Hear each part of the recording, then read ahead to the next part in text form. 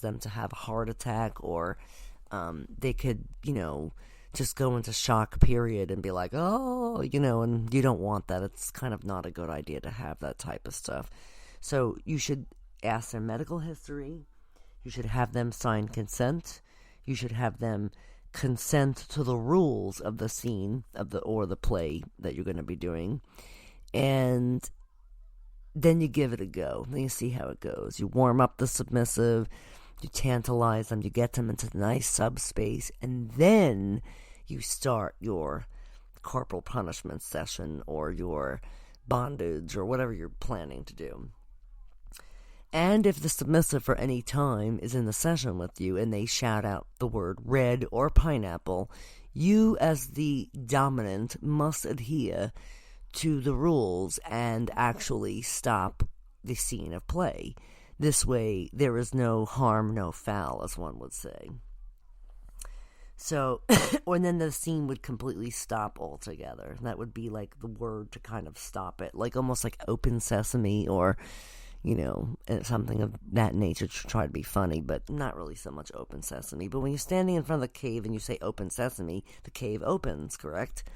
If you're in a BDSM scene and the scene is getting too intense for the submissive, they shout out the word red. The dom is to stop everything altogether, back off, comfort the submissive, and give them aftercare and bring them back down from subspace to normalcy, or as normal as they're going to get before they were,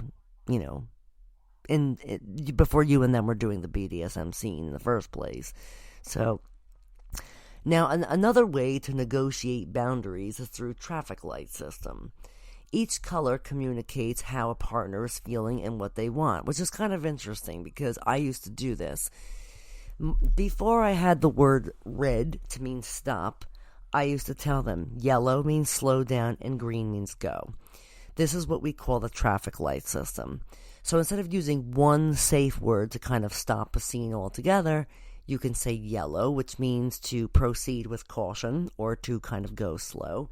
And green is a go, meaning no holds barred, if one would say. So either they're saying yellow to physical discomfort or reaching a limit, and yes, people do have limits. Green means they like what their partner is doing and they feel comfortable and they want the act to continue. Before you engage in more intense forms of erotic play, like the use of whips and advanced bondage techniques or sex toys, it's a good idea to educate yourself on the practices first, meaning go to classes. Some DOMs will do like a webcam discussion or listen to one of my shows about what's appropriate and what's not. Educate yourself. As I said, BDSM is always evolving, educating, and fluctuating in this whole journey. So for one, being that I'm a dominant of 32 years, I'm still forever learning. There's always new things to learn. There's new things to try. The beauty of it is you can find somebody that's willing to do these things with you. You can go on a journey together and kind of evolve together and fluctuate together and have fun and learn new things from each other. Also partners participating in BDSM sex can practice what is known as aftercare, like I was just talking about. This is when partners take care of one another after a scene. Now, I've worked in dungeons where I've done heavy-duty corporal punishment on a submissive. So after the scene, I take them off the St. Andrew's Cross, or I take them off the spanking bench.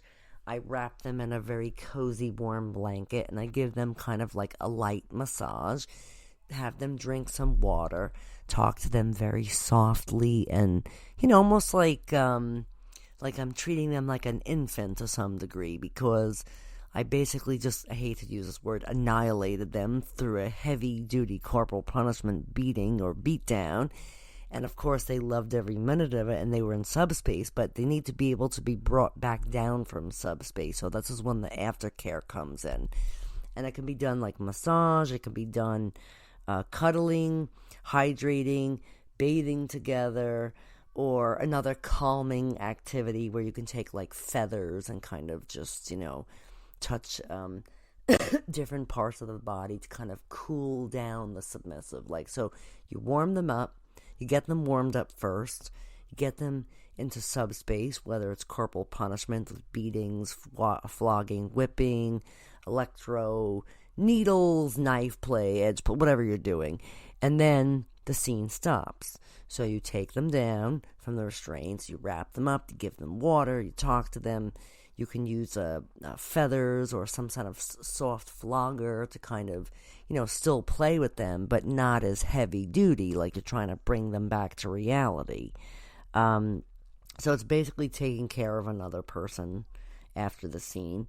You could also have them have a discussion with the submissive about what they liked, what they didn't like, and how each partner is feeling. It's like post-sex debriefing, right? Can help protect everybody physically, mentally, and emotionally. Because this type of BDSM stuff, especially when it's heavy-duty corporal punishment, can be quite debilitating. People feel like, oh God, I can't believe I just did that. I can't believe I just let this woman whip the shit out of me. But yet I loved every minute of it. And it was almost like they were like, what's the word? Like almost a sort of edge play. You bring them to a heightened pleasure by introducing or inflicting pain, and then they have to come back down to earth from that. So, they're like walking on cloud 9 when they're getting the shit beat out of them because they asked for that. That's what part of corporal punishment. I remember one time I whipped a submissive pretty heavily with a touse in a dungeon, and I split his ass cheek open, like the skin. And I asked him, I said, wow, are you all right? And he's like, yeah, I'm loving this scene. This was probably 15 years ago that I did this. And I said, okay, I just want to make sure you're all right because, it's, He's like, no. I said, well, because, I did kind of split your skin open to make you bleed. So he turns around, looks at himself in the mirror, and he goes, I love my marks. He goes, that is my trophy. So, and look, on the paperwork that I had given him, it says, this type of scene that you were asking for may cause, bodily harm, breaking of the skin, bleeding, so this is why, hence, I would ask ahead of time if they were, on blood thinners, if they had a heart attack, things of that nature. You want to prepare yourself for, God forbid, an emergency should occur, let's say I tied up somebody and I put a mask on them and they freaked out and had an asthma attack. You want to be prepared to know, what could be in store for you. You have to know your partner pretty well. You also have to trust them enough the submissive is trusting the dominant with their life, basically. So you really need to, trust this person in order to have good, play with them. And you're consenting to it also. So I hope the younger doms are listening to this show because, I hear a lot about this on Twitter. Oh, why can't I do this? Why is this done this way? Because this is the proper way to do it. Because if not, you're going to have a whole bunch of legal shit on you. I read stories about submissives who've gone to see dominatrixes for pro-dom sessions, and they, they weren't sure what to expect. It was their first time seeing a dominant. And, most doms, when someone comes to see them for a pro-dom session, they don't generally ask, oh, have you seen a dom before? Have you been whipped? Have you been, flogged? Have you been spanked? If you have, what experience do you have? And what's your pain level? These are things to ask people.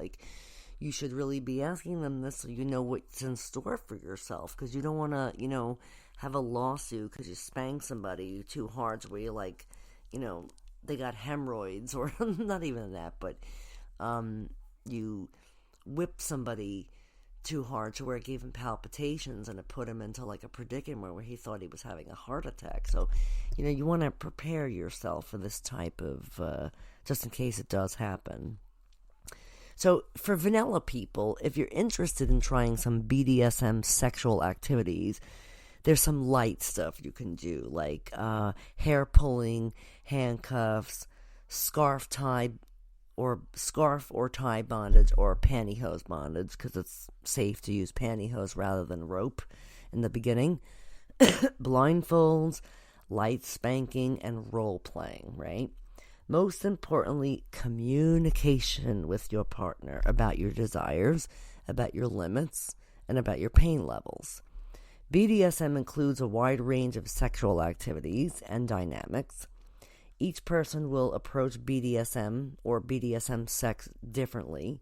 Be honest with your partner about what you're looking for and what you're comfortable with. And then I think you'll have a pretty good dynamic from then on out. It'll be kind of interesting to see. So I'm kind of interested to hear about my listeners' first time they ever tried BDSM. So if you would like me to talk about it on another show, feel free to hit me up on social media, either Twitter, Instagram, or Facebook. Or you can simply email me at MistressCandy1969@gmail.com. Or you could email me at bdsmaliveradio.com. And I will be happy to answer your email. You can even call into the show. We can set up a time and a date where you can call in. I can interview you about your BDSM beginnings, or some kinky things that you were trying to do. I've heard of women, church women, going home after church and wrapping up or rolling up a newspaper and having their husband bend over the ottoman while they spank them ferociously. So these are early beginnings of BDSM type stuff. Or, the husband is in the shed or garage doing something. The woman goes outside with the fly swatter and smacks her husband in his ass with the fly swatter. Playful type BDSM activity that they really don't know is BDSM until they actually are doing it. And then they're like, oh my God, so it's kind of funny. But yeah, if you're interested in having your story read on my show, I'd be happy to do it. Again, that's kind of interesting stuff. But I really hope you enjoyed listening to my show tonight. Again, I'm going to be back on and back off because I am healing from my neck surgery. And I am pretty tired too. I get exhausted pretty quickly. So, I don't know. So I guess we can talk a little bit more, and then I'll be moseying off for tonight. But this show will be live tomorrow night, which is Friday, what's today, the 13th? So Friday, May 14th at 10 p.m. Eastern Time. And I really hope you enjoy listening to my show. It's more BDSM type stuff. And I'd love to talk about different types of fetishes and different types of acts and different types of things that people can do to spice up their relationships. And I don't know, it's kind of interesting, BDSM. There's so many different things that you can do. You can do nipple torture. You could bite your partner's lips during sex. You could smack your partner. You could have a guy who is not interested in anal sex, but then you could be kinky with them in the bedroom and kind of start with your tongue and fingers in their asshole and see if they like that. And then you can progress from there to small toys and of course, you don't want to stick a big dildo in someone's ass, male or female. You'd have to do some anal training first to kind of open up the anal sphincter muscle so you don't rip yourself and give yourself an anal fissure or a bad case of hemorrhoids. So there's all different types of stuff that you might want to consider looking up, or you could always ask Mistress. I sometimes like to do a Dear Mistress column where I answer emails of questions from people wanting to know about specific types of play or what they should or shouldn't be doing or how to prepare for some anal endeavors. Definitely want to start off with some anal training first. You definitely do not want to stick anything in your ass if you've never had anything in there before, because it can be quite painful. And all sorts of other things. So it's kind of interesting. But BDSM is a lot of fun for me. I really enjoy it. Like I said, I've been a dominatrix for 32 years now. And it just seems I have so much more to learn in my life. As I go on the internet, of course, and see everybody's stuff. And I'm like, wow. I'm like, how does one get to even do that? I would never think to